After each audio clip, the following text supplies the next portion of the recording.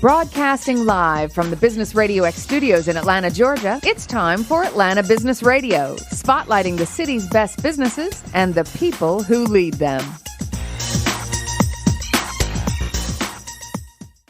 Lee Cantor here with Stone Payton, another episode of Atlanta Business Radio. And Stone, this is going to be a fun one. Hey, this is going to be a fantastic segment. Please join me in welcoming to the broadcast President and CEO with ACG Atlanta, Melanie Brandt. How are you, Melanie?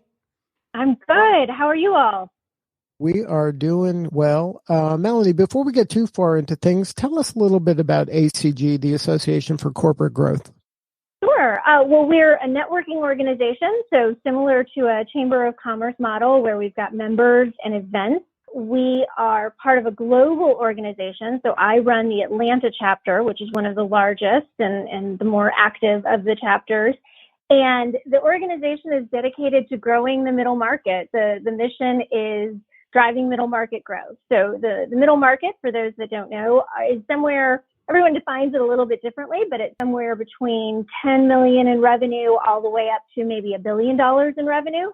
So there's a ton of organizations out there that support entrepreneurs in Atlanta, which is wonderful. And then, of course, the big Fortune companies hire people that they need to support their businesses. It's that middle area that is a third of the GDP. It's a gigantic portion of the business community. It's a gigantic portion of the employees and employers in really any metro, but certainly Atlanta. We support that middle market. And when you say support, what are you talking about? What are some of the ways you support that group? Well, there's a few different things we do. Number one, I think the most important is the connections. So middle market companies often grow organically, and sometimes they need external capital for that. So we can connect them with external capital providers. Sometimes they grow via acquisition, and we certainly have a lot of professionals in our network that are experts in that. So a lot of lawyers and accounting firms and valuation firms, a lot of commercial banks, private equity firms, investment banks. So we have a huge network of everybody you would need in order to do growth. And then we also have resources for them. So one of the things that we do is we recognize them, help get their messaging out, help publish their marketing materials, that sort of thing. So now you have a community that you've developed over the years that have all the kind of significant players, maybe they're vendors. And then you also have opportunities for younger people who want to either aspire to be those future leaders or, want to get a job even.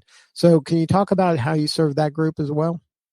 Sure. Well, we have the ACG Emerging Leaders group. And so it used to be called Young Professionals. Now we call it Emerging Leaders.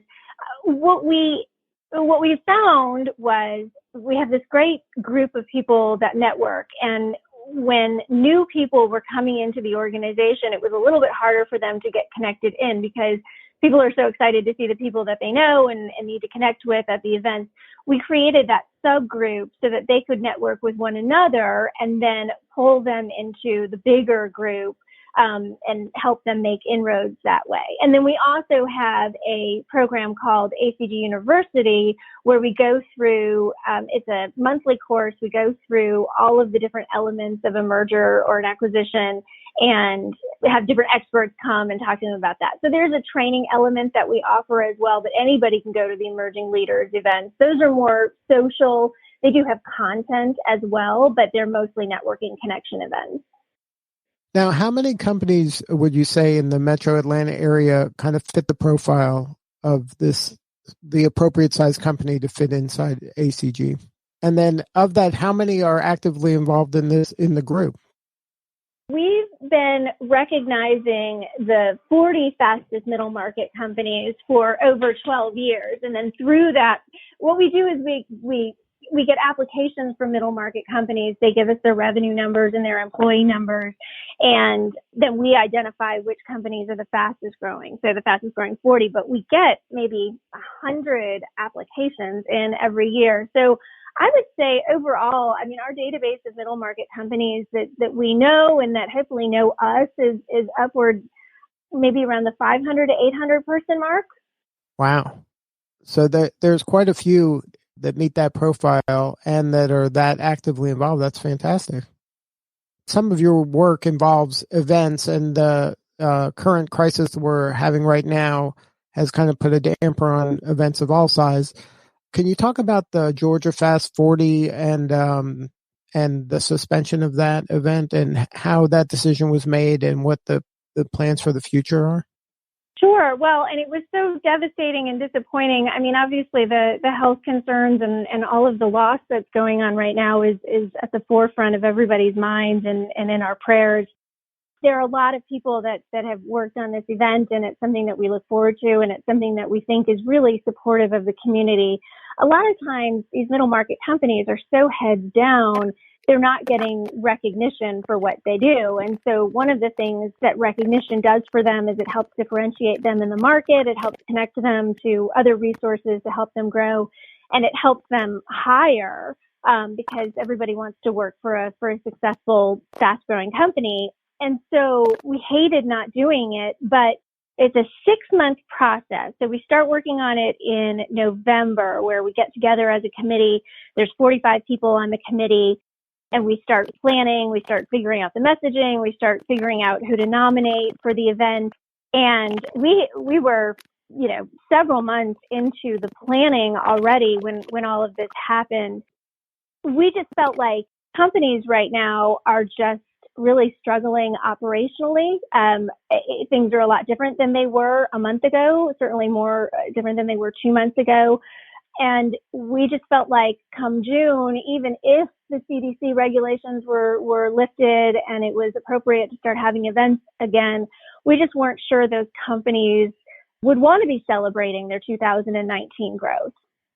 What's the plans moving forward?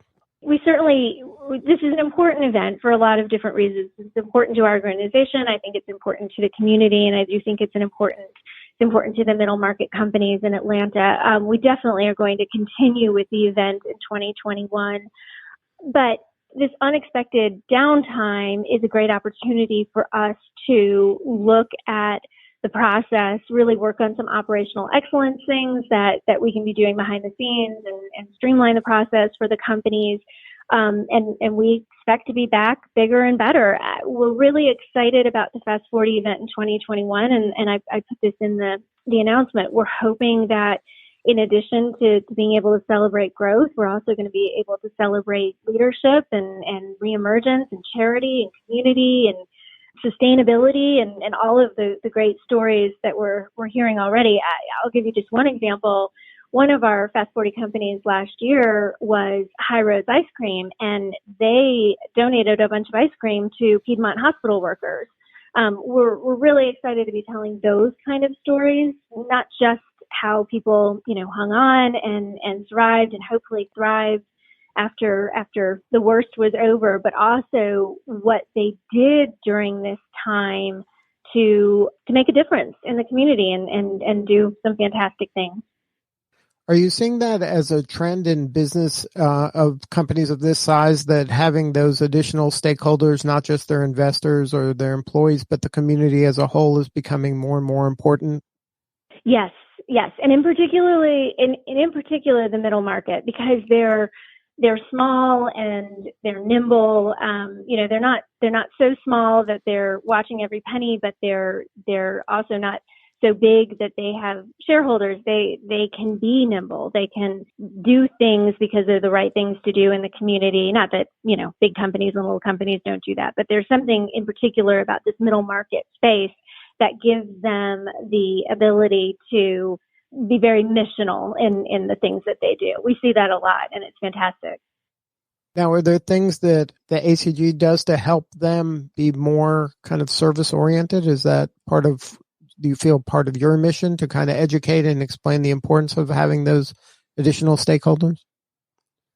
Well, our mission is to help them grow, and I've been a nonprofit executive for a while now, and I'm really cognizant of mission creep, is what we call it in the nonprofit world, when you try to do too many tangential missions. But we definitely try to help them grow so that they've got the resources to do that, and then we also get them together so that they can share best practices, and that's where ACG really can provide them an opportunity. We had an alumni dinner for the Fast 40 last year, and just for the CEOs and CFOs and at the Bucket Club, and they all stood up and we asked them to tell us something interesting about their company. And a lot of them were sharing some of the great charitable things they do, some of the great, again, missional things that they do, the giving back things they do. And so through that means, we definitely do help them do that. Now, during this crisis, what are you hearing from your members?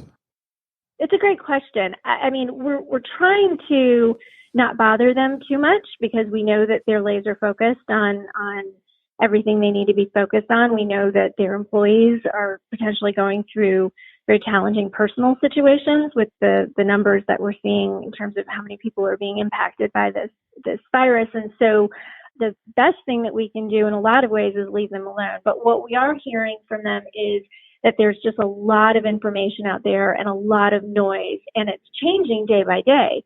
And so in terms of like the stimulus packages and stuff like that. So we are providing just once a week, just sending out an email of just some things that our sponsors and our partners have put together as a consolidation so that they're not filtering through all of the emails and all of the things that they're getting, but just really one solid email that they can look at. I have said for a long time, our vendors are the best vendors and best partners out there, because if you're using a business like ACG Atlanta to build your business, that means that you're building your business via referrals.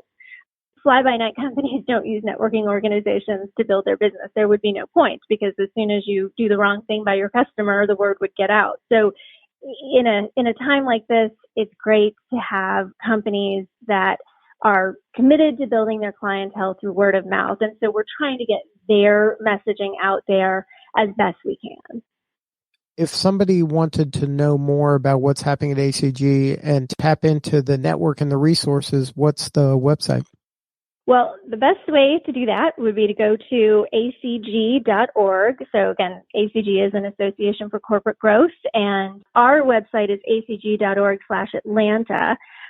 If you wanted to join, you can do that on our website, and there's information about us and about different things. They're also welcome to reach out to me. I am not at all hard to find. LinkedIn is a great way to reach out to me, and I would say that's probably the best bet, the website and reaching out to me personally. Now, what do you need more of right now? How can we help you? It's a great question. I would say one of the things that would be helpful is just input on what, certainly to the middle market companies, the middle market CEOs and CFOs that we support. If there were specific things that you need from us, we want to be like Elon Musk making ventilators. We don't mind pivoting and doing whatever we can do. So if there are things that we can do, let us know. Let me know, and we get to be small and nimble too right now, so we're happy to do that.